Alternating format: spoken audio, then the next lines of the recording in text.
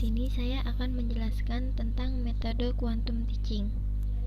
Yang mana metode quantum teaching ini menggunakan kerangka perancangan yang disebut dengan istilah tandur. Untuk yang pertama adalah huruf T. T di sini maksudnya adalah tumbuhkan. Maksudnya dari tumbuhkan apa? Yaitu menumbuhkan minat belajar pada diri peserta didik agar mereka tahu apa manfaat dari belajar. Jadi, setelah peserta didik mendapatkan ilmu, setelah peserta didik menyelesaikan pembelajarannya, maka dia akan mengerti apa itu hakikatnya pembelajaran, apa itu hakikatnya ilmu, apa manfaat dari ilmu tersebut. Untuk yang kedua adalah A, yaitu alami. Maksudnya apa? Maksudnya, seorang pengajar harus bisa menciptakan atau mendatangkan pengalaman umum yang dapat dimengerti oleh semua pelajar.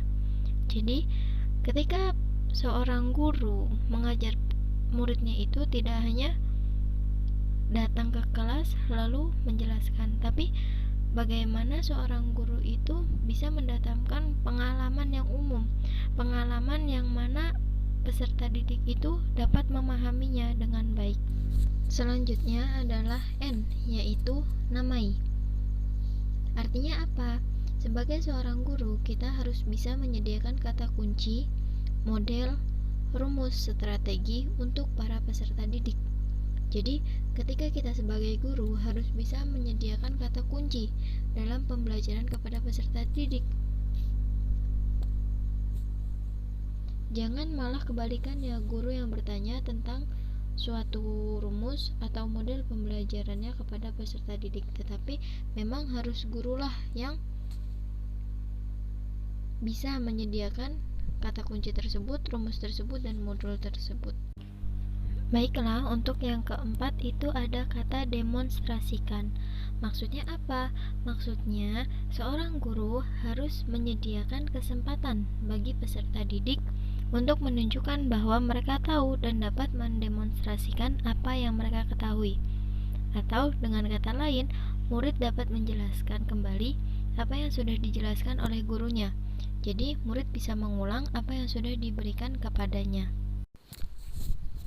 Untuk kata yang kelima itu ada kata ulangi. Maksudnya apa? Maksudnya dari kata ulangi di sini adalah pendidik harus menunjukkan kepada peserta didik cara-cara mengulangi materi yang sudah diberikan. Jadi, tidak hanya penyampaian materi saja, tetapi guru juga harus bisa menunjukkan atau menjelaskan kepada peserta didik cara mengulangi materi yang sudah diberikan. Karena biasanya setelah pulang sekolah, anak-anak atau peserta didik enggan untuk mengulang kembali pelajarannya, sehingga membuat mereka lupa akan materi yang telah dijelaskan. Sehingga peran guru di sini adalah menjelaskan bagaimana cara untuk mengulang materi-materi yang sudah diberikan. Dewan di sini adalah dewan anjing dan semuanya paham? Paham. Nah, di sini saya sebutkan kembali mengenai cara mencucikannya, ya. Dari yang apa itu cara mencucikannya hanya memasukkan air ke nantinya nanti. Bisa? Bisa. Untuk yang mutawasito itu dibersihkan najisnya dulu, atau seumpama kotoran hewan itu dibersihkan sampai bersih najisnya atau bentuk kotorannya, setelah itu disiram dengan air. Paham? Paham. Yang terakhir yaitu mughaladhah. Ini spesial cara mencucikannya. Bagaimana? Masih ingat semuanya? Masih. Ya. Mencucikannya caranya yaitu dibasuh sebanyak 3 kali. Oh iya, lupa saya. Baiklah, untuk kata yang terakhir itu ada kata rayakan.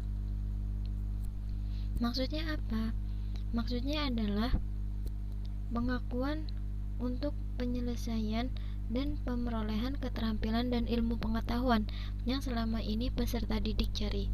Jadi, guru mengapresiasikan muridnya bagi siapa saja yang dapat menjawab pertanyaan-pertanyaan guru tersebut. Mengapa demikian? Karena setelah muridnya mendapatkan apresiasi seperti itu, biasanya murid akan semakin semangat dalam belajar.